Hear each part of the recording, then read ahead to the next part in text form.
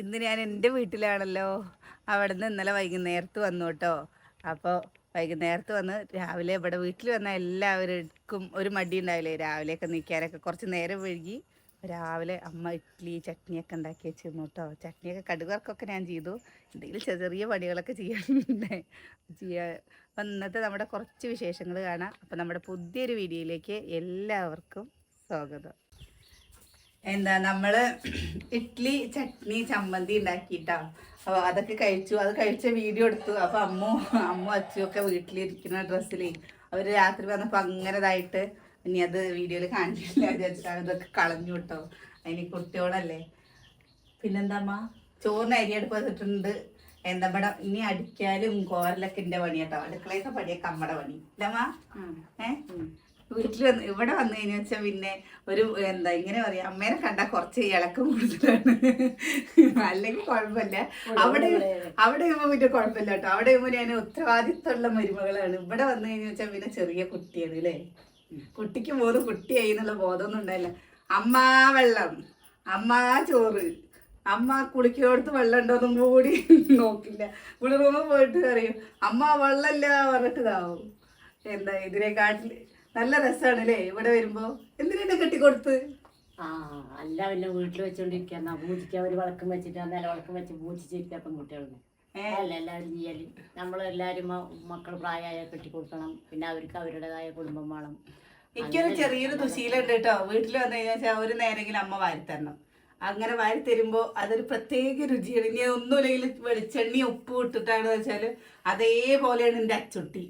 അച്ചുട്ടിക്ക് അങ്ങനത്തെ സ്വഭാവം ഉണ്ട് കേട്ടോ. അച്ചുട്ടി എന്താ എപ്പോൾ ചോറിന് വെച്ചാലും പറയും ഒന്ന് ഇളക്കി തരൂ. അവളുടെ അച്ഛമ്മേനെയാണ് അധികം അവള് ബുദ്ധിമുട്ടിക്കുക.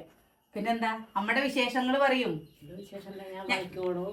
ഓണായി, ഓണം കഴിഞ്ഞു, ഇനി നാളെ പട്ട് തുടങ്ങാന്ന് പറയുവാണ്. നല്ലതാണ് ഞമ്മൾക്ക്. പിന്നെ എന്താ ഞാൻ വരുന്നില്ല വിചാരിച്ചാണ് കേട്ടോ. അവിടെ പിന്നെ ഏട്ടൻ്റെ പെങ്ങള് വന്നപ്പോൾ അവരെപ്പോഴെങ്കിലും അല്ലേ വരുള്ളൂ. അവളിപ്പോൾ വിൻ്റെ പോലെ വിഷുവിന് വന്നതാണ്.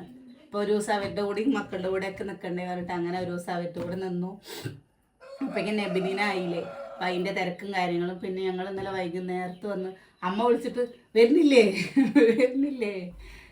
ഞാൻ നിങ്ങൾ വരാമെന്ന് പറഞ്ഞിട്ട് ഉച്ചാകുമ്പോൾ തൊട്ട് വരും പറഞ്ഞിട്ട് ഇരുന്നിട്ട് രാത്രി 10 മണിയായാലും കാണാം. അല്ലെങ്കിൽ പിന്നെ വരുന്നില്ല പിന്നെ എന്താ ചെയ്യുന്നത്? വെച്ച ചോറും കറികളൊക്കെ കളയാൻ പറ്റും.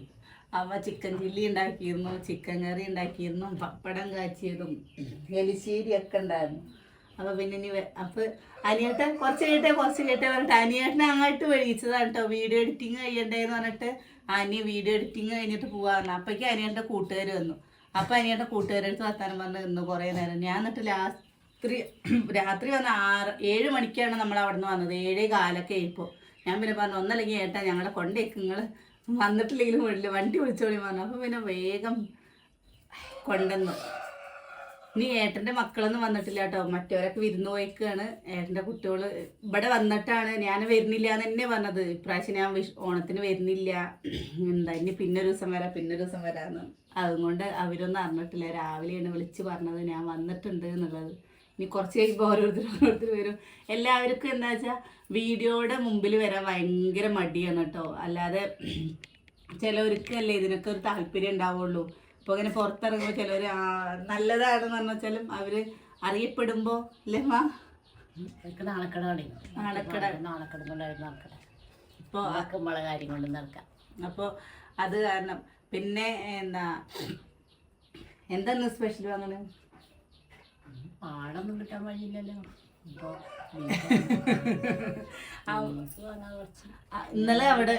ഇന്നലെ ഏട്ടന്റെ വീട്ടില് അതായിരുന്നു പെങ്ങളുടെ അവിടെ ഒന്നും ഇവിടെ കിട്ടാനില്ല. എപ്പോഴെങ്കിലും ഒരു ദിവസം വരുള്ളൂ മക്കളെ. അപ്പൊ പിന്നെ എന്തെങ്കിലുമൊക്കെ ഉണ്ടാക്കി തിന്നിട്ട് അവൻ എൻ്റെ വീട്ടിൽ നിന്ന് പോകുക. ഞാൻ ഉള്ളോളം കാലം അത് കഴിഞ്ഞു പ്രതീക്ഷിക്കാൻ പറ്റുള്ളൂ. ഇന്നത്തെ കാലമൊക്കെ അങ്ങനെ തന്നെ കണക്കൂട്ടാൻ പറ്റുള്ളൂ. എല്ലാവരും പോയി കഴിഞ്ഞാൽ പിന്നെ ആ കുടുംബം ഉണ്ടല്ലോ. ഈ കുടുംബത്തിനെ കൂട്ടി അടക്കണതും കൂട്ടി ചിന്തിക്കണതും ഒക്കെ ഒരു തള്ളേനെ കൊണ്ട് അതിന് കഴിയുള്ളൂ. നമ്മളെത്ര കൂട്ടി ഒന്നിക്കാൻ നിന്നാലും ഉണ്ടല്ലോ, അത് നമ്മുടെ കാലം കഴിഞ്ഞാൽ അവരൊന്നിക്കില്ല. അവരവരുടേതായ ലെവലിൽ കൂടെ തന്നെ പോകുള്ളൂ. അതിന് എന്താ നമ്മളെല്ലാവരും ഒന്നിച്ച് വേണം നമ്മൾ കരുതിയാലും പക്ഷെ അവർക്കൊന്നും ഒന്നിക്കാൻ കഴിയില്ല. അപ്പൊ പിന്നെ എന്താ പറയുക, ഞാൻ ഉള്ളോളം കാലം പെറ്റ തള്ളാരുള്ളോളം കാലം പെമ്മക്കൾക്ക് വരാം. അത് കഴിഞ്ഞാൽ പിന്നെ വരുന്നത് പോണതൊക്കെ അവരിഷ്ടം. നമ്മളാരും കാണില്ലല്ലോ. അവരവരുടെ അച്ഛനും അമ്മയും ഏത് ഇതാപ്പതിൽ തന്നെ അമ്മ സുകന്യയുടെ വീട് പറഞ്ഞപ്പോ സുകന്യയുടെ ആങ്ങളയുടെ വീടല്ലേ എന്ന് പറഞ്ഞിട്ട് അതിൽ കമന്റ് കണ്ടു. അപ്പൊ ഞാൻ പറയട്ടെ, മകൾ അച്ഛനും അമ്മയും ഉള്ളിടത്തോളം കാലം അവരെവിടെയാണോ താമസിക്കുന്നത് അത് നമ്മുടെ വീട്. പിന്നെ ഇപ്പൊ നമ്മൾ പറയുന്ന എന്നെ കൊണ്ടുപോടുത്ത വീട് എന്നല്ലേ പറയാ. എല്ലാരും ചോദിക്കുക എന്റെ വീട് എവിടെയെന്നല്ലേ ചോദിക്കുക. എന്റെ വീട് തന്നെയല്ലേ. ഞാൻ ഇപ്പൊ ഇവിടെ വന്നിട്ട് 43 കൊല്ലായി. എന്നിട്ട് ഞാൻ ഇപ്പോൾ എന്റെ വീട് എവിടെയെന്ന് വെച്ചാൽ എന്റെ വീട് ചാലങ്കരയാണ്. എന്റെ വീട് ഞാൻ അങ്ങനെ പറയും. ഞാൻ കെട്ടിക്കൊടുന്ന ഇതാണ് എന്റെ വീട് എന്നല്ലേ ഞാൻ പറയാം. എന്റെ വീട് എവിടെയെന്ന് ചോദിക്കുമ്പോ ഞാൻ പറയും എന്റെ വീട് ചാലങ്കര. എന്റെ അനിയന്മാർ അവിടെ ഉണ്ട്, അനിയത്തിമാര് 2 ആളുണ്ട്, ഒക്കെ അവിടെ ഉണ്ട്. പിന്നെ അച്ഛനുണ്ട്, അമ്മമ്മ ഉണ്ട്, കാരണവന്റി എല്ലാവരും അവിടെ. അതാണ് നമ്മളെ കെട്ടിക്കൊണ്ട കുടുംബം. പക്ഷെ ഇത് കെട്ടിക്കൊണ്ട കുടുംബം വേറെ, നമ്മൾ ജനിച്ചു വളർന്ന കുടുംബം വേറെ. ഞാൻ അങ്ങനത്തെ പറയാ. നിന്റെ വീട് എവിടെ ചോദിച്ചു കഴിഞ്ഞാൽ ഞാൻ പറയാം എന്റെ വീട് കാഞ്ഞിരത്താണ് പറയാ. അവിടെയല്ലേ എന്തായാലും എന്താ അല്ല. വീടിന്റെ കാര്യം പറഞ്ഞാലേ വീടിപ്പോ ഒരാപത്തിന് നമ്മളിപ്പോ ആവശ്യത്തിന് എടുത്താലേ അത് കാരണം ഇപ്പൊ അവിടെ ജപ്തി വെക്കുന്നൊക്കെ പറഞ്ഞ മാറ്റിട്ടൊക്കെ തന്നെ പോകുന്നുണ്ട്. പക്ഷെ ഞങ്ങൾ പോയിട്ട് കുറച്ച് സമയം ചോദിച്ചിട്ടുണ്ട്. ഒരു കൊല്ലൊക്കെ കിട്ടുകയാണെങ്കിൽ സുഖമായിട്ട് എന്തെങ്കിലുമൊക്കെ പണി വെച്ചിട്ട് അടച്ചു കൂട്ടാന്നുള്ളൊരു ധൈര്യമുണ്ട് മനസ്സിൽ. ശരീരത്തിന് നല്ലൊരു ഇത് കിട്ടണം. വല്ല അസുഖം വന്നു കഴിഞ്ഞാൽ കഴിഞ്ഞുണ്ടാവും, പിന്നെ പോക്കുണ്ടാവുള്ളൂ. അല്ലാന്നുണ്ടെങ്കിലൊക്കെ ശ്രമിച്ചാൽ നടക്കും. അവിടെ തമ്പുരാന്റെ കയ്യിലല്ലേ. പിന്നെ നമ്മളെന്തായാലും നമ്മളെക്കാട്ടിലും കഷ്ടപ്പെട്ട് കഴിയണവരില്ലേ. എനിക്ക് പറഞ്ഞാൽ എനിക്ക് ആ ഒരു കണക്കൂടലിനെ നിൽക്കും. ഞാൻ എപ്പോഴും ഇങ്ങനെ തളരുമ്പോൾ ഞാൻ അങ്ങനെ ചിന്തിക്കും എന്നെക്കാട്ടിലും കഷ്ടപ്പെട്ട് സ്ഥലമില്ല വീടില്ലാതെ എത്രയും ആൾക്കാർ ജീവിക്കുന്നില്ല. അപ്പൊ പിന്നെ എനിക്കിതൊന്നും ഒരു വിഷയമില്ല എന്നുള്ളൊരു കണക്കൂട്ടില്ല. പിന്നെ സൊസൈറ്റിക്കാർ വന്നിങ്ങനെ മരട്ടുമ്പോൾ നമുക്ക് മനസ്സിലേക്കൊരു പതറലൊക്കെ ഉണ്ട്. അതങ്ങനെയാണ്ട് ശരിയാവും. പിന്നെ 2 ദിവസം കഴിയുമ്പോൾ മക്കൾ പറയാം അത് കുഴപ്പമില്ല എന്ന് പറയുമ്പോൾ അതങ്ങനെ ശരിയാവും, മനസ്സിലേക്ക് എടുക്കും. പിന്നെയും ഉള്ളിലൊരു ചിന്തയാണ്, അമ്മ ഇപ്പൊ കൊറേ ആയിട്ട് ചിന്തയാണ് മനസ്സിൽ. അത് കാരണം ഒരു ഒരുക്കണ്ട്. അല്ലാണ്ടൊക്കെ വേറെ വിഷയം. അമ്മ ഓരോ ദിവസം പ്രതി കാണുമ്പോ നമുക്ക് ഒരു ക്ഷീണം തോന്നുന്ന പോലെ എനിക്ക് സത്യം മനസ്സിനാണ്. നമ്മുടെ ശരീരത്തിനേക്കാളും ക്ഷീണം തോന്നുന്നത് നമ്മുടെ മനസ്സിനാണ്. അപ്പൊ ഇവരിങ്ങനെ പറഞ്ഞു. പിന്നെ ആൾക്കാർ പറയുന്നുണ്ട് കുഴപ്പമൊന്നുമില്ല ഞങ്ങള് ബേജാറാണ്ടെന്നൊക്കെ പറയുമ്പോ എനിക്കത് അത് അങ്ങനെ ഒരു സമാധാനം. ഒരു വീട് മാത്രമൊന്നുമല്ലല്ലോ, 350 വീടാണ് കാഞ്ഞിരപ്പുഴയില്. അവരൊന്നായിട്ട് എല്ലാവരെയും കൂടി വെച്ചിട്ട് ഇപ്പൊ എന്താ കാട്ടണേ? നമുക്ക് അവിടെ പോയിട്ട് കഞ്ഞി വെച്ചിട്ട് കുടിച്ചിട്ട് അവിടെ ഇരിക്കാൻ പറ്റും. ഞാന് എല്ലാരും ചോദിക്കില്ലേ വീഡിയോയില് വീഡിയോയില് ചോദിക്കും പ്രസ്റ്റേജിക്ക് എന്താ വിഷമം. അമ്മ ഫോൺ വിളിച്ചിട്ട് അമ്മ എന്തെങ്കിലും വിഷമം പറയാച്ചാൽ എനിക്ക് പിന്നെ അവിടെ വീഡിയോ എടുക്കാനല്ല, എനിക്ക് എല്ലാ കാര്യങ്ങളും എന്റെ താളം തെറ്റും. എന്നിട്ട് എൻ്റെ അമ്മ പറയും എൻ്റെ കാര്യം ആലോചിച്ചിട്ട് ഈ ടെൻഷൻ അടിക്കണ്ട, എൻ്റെ കാര്യം ആലോചിച്ചിട്ട് ടെൻഷൻ. എങ്ങനെയാണ് ടെൻഷൻ അടിക്കാതിരിക്കുക എനിക്കറിയില്ല. അമ്മ പറയോ ടെൻഷൻ അടിക്കണ്ട. കാരണം ഞാൻ എന്താണെന്നറിയോ, എനിക്കിപ്പോ ടെൻഷനൊന്നുമില്ല. ഞാൻ ഇതിനെക്കാട്ടിലും അനുഭവിച്ചത്. അതൊന്നും എനിക്കൊരു അനുഭവമല്ല. ഞാൻ അനുഭവിച്ച കാര്യങ്ങളൊക്കെ പറയുകയാണെങ്കിൽ ഉണ്ടല്ലോ അതൊന്നും ഒരു 4 ദിവസം ഇരുന്ന് പറയാൻ കഴിയില്ല. അത്രയും ഞാൻ അനുഭവിച്ചിട്ടുണ്ട്. ഇതൊന്നും എനിക്കൊരു വിഷയമല്ല. ഒരു 4 ലക്ഷത്തിന് 5 ലക്ഷത്തിന്റെ കാര്യമില്ല. അതൊക്കെ ദൈവം തമ്പുരാൻ ഒരു മറിമറിക്കുകയാണെങ്കിൽ മനുഷ്യന്മാർ നന്നാവുമ്പോൾ അധികം സമയമൊന്നും വേണ്ടല്ലോ. ഒരു ലോട്ടറി ടിക്കറ്റ് കിട്ടിയാലും അതിന് നേരവും കടങ്ങളും മൂടുക എന്തെങ്കിലുമൊക്കെ വഴി ദൈവം കണ്ടിട്ടുണ്ടാവും. ഞാനതാ കണക്കൂട്ടുന്നത്. പിന്നെന്താ എന്റെ കാര്യം ആലോചിച്ചിട്ട് എന്റെ മക്കൾ 3 ആളും കരയരുത്, അത് മാത്രമേ ഉള്ളൂ എനിക്ക്. അതെനിക്ക് തീരെ ഇഷ്ടമില്ലാത്ത കാര്യമാണ്. എന്താ വെച്ചാൽ അവർക്ക് ഞാനായിട്ടൊന്നും ഉണ്ടാക്കി കൊടുത്തിട്ടില്ല, എനിക്ക് ഉണ്ടാക്കി കൊടുക്കാൻ കഴിയൂല. ഈ വീട് എങ്ങനെയെങ്കിലും ഒന്ന് തിരിച്ചിട്ട് എനിക്ക് മരിക്കോളാം, സമാധാനത്തിലൊന്ന് കിടന്ന് മരിക്കാണ്. ചിലപ്പോൾ മനുഷ്യന്റെ കാര്യമല്ലേ, ചിലപ്പോൾ ഒരു 6 മാസം കിടക്കേണ്ടി വരും, ചിലപ്പോൾ ഒരു കൊല്ലം കിടക്കും, ചിലപ്പോൾ ഒരു ദിവസം കിടക്കേണ്ടി വരില്ല. ആരുടെ ആട്ടും തുപ്പും കേൾക്കാതെ എന്താണ് എനിക്കൊരു അവിടത്തെ ആധാരം നമ്മുടെ പണയത്തിലാണ് കേട്ടോ. ഞാൻ എന്നിട്ട് റീലോണിന് വേണ്ടിയിട്ട് കൊടുത്തിട്ട് KSFയിൽ ഞാനത് പറഞ്ഞിരുന്നല്ലോ. അപ്പം അത് കിട്ടുകയാണെന്ന് പറഞ്ഞാൽ അത് കൊണ്ടുവന്ന് അടച്ചാൽ കുറേ പൈസകൾ നമുക്കത് അടച്ചു വീട്ടാൻ പറ്റില്ല. പിന്നെ ബാക്കി അവരോട് സാവകാശം ചോദിക്കാന്നൊക്കെ വിചാരിച്ചിട്ട് നമ്മുടെ എന്താവോ എന്നൊന്നും അറിയില്ല കേട്ടോ. കാരണം നമ്മുടെ കുറേ ലോൺ പെൻഡിങ് വന്നിട്ടുണ്ട്. അമ്മയുടെ വിഷമം കാണുമ്പോൾ എനിക്കൊരു സങ്കടം കേട്ടോ. കാരണം എന്നും അമ്മ അനുഭവിക്കുന്നത് മാത്രമേ കണ്ടുള്ളൂ. എൻ്റെ അമ്മയൊക്കെ കഷ്ടപ്പെടുന്ന പോലെ ഒരു മനുഷ്യൻ കഷ്ടപ്പെട്ടിട്ടുണ്ടാവില്ല. പിന്നെ ഒരു സമയം, എല്ലാറ്റിനും ഒരു സമയമല്ലേ. ഇപ്പോൾ ലോൺ എടുത്തു അടയ്ക്കാൻ പറ്റില്ല എന്ന് വിചാരിച്ചിട്ടല്ലല്ലോ ഇപ്പം നമ്മൾ ലോൺ എടുക്കണം. ഓരോ കഷ്ടകാലങ്ങൾ വരുമ്പോൾ അതൊക്കെ ഇതാവണ്ടേ. പിന്നെ ഇതിലിങ്ങനെ പറയും പ്രസ്റ്റേജിക്ക് വിഷമല്ലേ. നമ്മളിപ്പോൾ കുറേ കരഞ്ഞിട്ടോ സങ്കടപ്പെട്ടിട്ടോ അല്ലെങ്കിൽ കുറേ പിച്ചും പെയ്യും പറഞ്ഞിട്ടോ എന്താ കാര്യമുള്ളൂ? ഒന്നും കാര്യമില്ല. അമ്മ വിളിക്കുമ്പോൾ എൻ്റെ ഓരോ വീഡിയോ കാണുമ്പോൾ തിരുവോണ ദിവസം അടക്കം ചോദിച്ചിരുന്നു പ്രസ് ചേച്ചിക്ക് എന്താ ഒരു മൂഡ് ഔട്ട്, പ്രസ് ചേച്ചിക്ക് എന്താ മൂഡ് ഔട്ട്. എനിക്കിങ്ങനെ ഓരോ ചിന്തകൾ എനിക്കിപ്പോൾ വരണമെന്നുണ്ട് പറഞ്ഞാൽ ശരിക്കും കണ്ട് തന്നെയല്ലേ വരാൻ പറ്റുള്ളൂ. ഇപ്പോൾ ഏട്ടന്മാർക്ക് വീടായി കഴിഞ്ഞു വെച്ചാലും അവർക്ക് വീടായി, അവർക്ക് ഇഷ്ടമുണ്ടെങ്കിലല്ലേ എൻ്റെ മക്കളെയും കയറ്റുള്ളൂ. ഇഷ്ടമല്ല പറഞ്ഞു വെച്ചാൽ അവർ എന്താ അവരുടെ മുഖം കനപ്പിച്ച് കഴിഞ്ഞാൽ എനിക്ക് അങ്ങോട്ട് പോകാൻ പറ്റുമോ? ഇതിപ്പോൾ എൻ്റെ അമ്മ ഉള്ളിടത്തോളം കാലം എനിക്ക് ആരുടെയും മുഖം കനപ്പോ അല്ലെങ്കിൽ ആരുടെയും ദേഷ്യമോ കാര്യങ്ങളോ ഒന്നും കാണണ്ട. ഇപ്പോൾ ധൈര്യമായിട്ട് വരാൻ ഇനി ഒന്നുമില്ല, കഞ്ഞിയും ചമ്മന്തിയാണോ പറഞ്ഞു വെച്ചാൽ നമുക്കത് കഴിച്ചിട്ട് പോവുക. മറ്റേതൊക്കെ പോകുമ്പോൾ പറഞ്ഞു വെച്ചാൽ നല്ലത് ചെയ്യണേ, നമ്മളെത്ര നല്ലത് ചെയ്താലും നമ്മുടെ ഇഷ്ടം പോലെ കുറ്റങ്ങൾ കാണാൻ ഇഷ്ടം പോലെ ആൾക്കാരുണ്ടാവും. അത് ഏതൊരു മനുഷ്യൻ്റെയും തന്നെ എത്ര നമ്മൾ നല്ലത് നടന്നാലും എന്താ കുറ്റങ്ങൾ പറഞ്ഞ് കയറി പോവും. അതിപ്പോൾ ഇവിടെയല്ല, എല്ലാവിടെയുള്ള അവസ്ഥയാണ്. ഇപ്പോൾ അനിയത്തിൻ്റെ വീട്ടിലാണോ വെച്ചാൽ ഞാൻ 100 നല്ലത് ചെയ്താലും ആ 100 നല്ലത് ആരും കാണില്ല. അതിലേതെങ്കിലും ഒരു ചെറിയൊരു തെറ്റുണ്ടെങ്കിൽ ആ തെറ്റ് അവരുടെ മനസ്സിൽ എന്നും ഉണ്ടാവും. അല്ലമ്മ? അല്ല നമ്മള് ഒരു കുഴപ്പമില്ല. ഞാൻ അതിൽ എനിക്ക് ജപ്തി വെക്കുകയാണ് പറഞ്ഞിട്ട് ഇപ്പോൾ അതിലൊന്നും എനിക്കൊരു വിഷമമില്ല. അപ്പം ഞാൻ അതിനൊക്കെ ഉണ്ടല്ലോ കുറച്ചൊക്കെ മാറി വന്നു. ആദ്യമൊക്കെ എനിക്ക് നല്ല വിഷമവും രാത്രിയിൽ കടന്ന് ഉറക്കം വരായൊക്കെ ഉണ്ടായിരുന്നു. കരച്ചിലും പിന്നെ ആ പ്രശ്നം മിണ്ടമ്മയ്ക്കും കരയായിരുന്നു കേട്ടോ. അമ്മ മിണ്ടമ്മയ്ക്ക് എന്താ ചോദിക്കുമ്പോഴേക്കും അമ്മക്ക് സൗണ്ടൊക്കെ മാറുമ്പോൾ ഞാൻ എന്നിട്ട് അനിയത്തെ അടുത്ത് പറയും എന്തോ അമ്മയ്ക്ക് വിഷമമുണ്ട് കേട്ടോ, എന്തോ അമ്മയ്ക്ക് വിഷമമുണ്ട്. അപ്പോൾ എനിക്കിപ്പോൾ സത്യം പറയാ ഞാൻ അമ്മടുത്ത് പറയുന്നുണ്ട് കേട്ടോ, എന്താ വീടിന്റെ പണി കഴിഞ്ഞ് വെച്ചാൽ അമ്മ അങ്ങോട്ട് വന്നോളില്ല, അമ്മേനെ ഞാൻ നോക്കിക്കോളാം. എന്തിനാ അമ്മ ഇതാവാൻ നിൽക്കണേ? പണിക്കും പോണ്ട അമ്മ, അത് കഞ്ഞി കുടിച്ചിട്ട് മക്കളെ നോക്കേണ്ടടുത്ത് മക്കളെ നോക്കണം, മരുക്കളെ നോക്കേണ്ടടുത്ത് മരുക്കളെ നോക്കണം. അതൊക്കെ ഒരു അമ്മയുടെ കടമ. അതൊക്കെ പറ്റണ പോലെ എല്ലാവർക്കും ചെയ്തു കൊടുക്കുന്നുണ്ട്. ഞാൻ അതിൽ കൂടുതലൊന്നും ചെയ്യാൻ സാധിക്കില്ല. എൻ്റെ കാര്യങ്ങളൊക്കെ ചെയ്തു തന്നില്ലേ? അച്ഛൻ്റെ അല്ലല്ലോ ചെയ്തു തന്നത്. അതുപോലെ മക്കൾക്ക് പറ്റണമൊക്കെ ചെയ്തു കൊടുത്തിട്ടുണ്ട്. ഇനിയിപ്പോൾ ആർക്കൊന്നും കൊടുത്തില്ല പറഞ്ഞിട്ട് ആരും ഒരു പരാതി പറഞ്ഞിട്ട് എനിക്ക് കാര്യമില്ല. എനിക്ക് ഇനി എന്താ ലക്ഷ്യം എന്നറിയാം, എൻ്റെ വീട് എങ്ങനെയെങ്കിലും എടുക്കണം. അതിന് ഞാൻ എന്ത് വർഷം കെട്ടാനും ഞാൻ തയ്യാറാണ്. എവിടെ പണിക്ക് പോകാനും കുഴപ്പമില്ല എനിക്ക്. അതിൻ്റെ ഒരു വാശിയാണ്. അതെനിക്ക് കിട്ടണം. അതിന് ദൈവം എന്നെ സഹായിക്കണം. അത്ര മാത്രമേ ഉള്ളൂ. ഇപ്പം എൻ്റെ മനസ്സിലുള്ളതായിട്ടപ്പോൾ അത് മാത്രമാണ്. അത് ആരും ബുദ്ധിമുട്ടിക്കാതെ അതുകൊണ്ട് കൈ കിട്ടുകയാണെങ്കിൽ അത്രയും സന്തോഷം. ഒരാളിതിൽ ഇടങ്ങാറാവരുത്. നിങ്ങൾ എന്തെങ്കിലും മാർഗം ദൈവം കാണിച്ചു തരാമെങ്കിൽ അത് മാത്രമേ ഉള്ളൂ ചിന്ത. എങ്ങനെ പിന്നെ നമ്മളൊക്കെ പ്രശ്നങ്ങൾ ഉണ്ടാവുമ്പോൾ സങ്കടപ്പെടുക കണ്ടോ, സ്ട്രോങ് ആയിട്ട് നിൽക്കുന്നത് കണ്ടില്ലേ? നെടുന്തൂടായിട്ട് അമ്മ എന്നെ ചീത്ത അറിയട്ടോ ചെയ്യാൻ. ഞാൻ എത്ര വിഷമിച്ചിട്ട് എന്തെങ്കിലും പറഞ്ഞു കഴിഞ്ഞാൽ അമ്മ അറിയും നീ പഴയ കാലങ്ങളൊന്ന് ഓർത്ത് നോക്കും കൃഷി എന്ന് പറയും. അപ്പോൾ അതേപോലെ തന്നെ അമ്മയുടെ കുറേ നല്ല സ്വഭാവങ്ങൾ കണ്ടിട്ട് തന്നെയാണ് കേട്ടോ നമ്മളൊക്കെ ഇന്നും ഇങ്ങനെ പോണത്. ഒരാൾ ഭക്ഷണം എത്രയോ പ്രാവശ്യം ഞങ്ങളുടെ വീട്ടിലൊക്കെ നമ്മളിത് പറയല്ല, നമുക്ക് കഴിക്കാനുള്ള ഭക്ഷണമേ ഉണ്ടാവുള്ളൂ, പക്ഷെ ഞങ്ങൾക്ക് തരാണ്ട് അമ്മ ഇതിന് ഈ പ്ലാസ്റ്റിക് പെറുക്കാൻ വരില്ല. അമ്മ പ്ലാസ്റ്റിക് പാത്രം കൊണ്ട് വരുന്ന അന്നൊക്കെ പറഞ്ഞു വെച്ചാൽ അത്രയും നല്ല.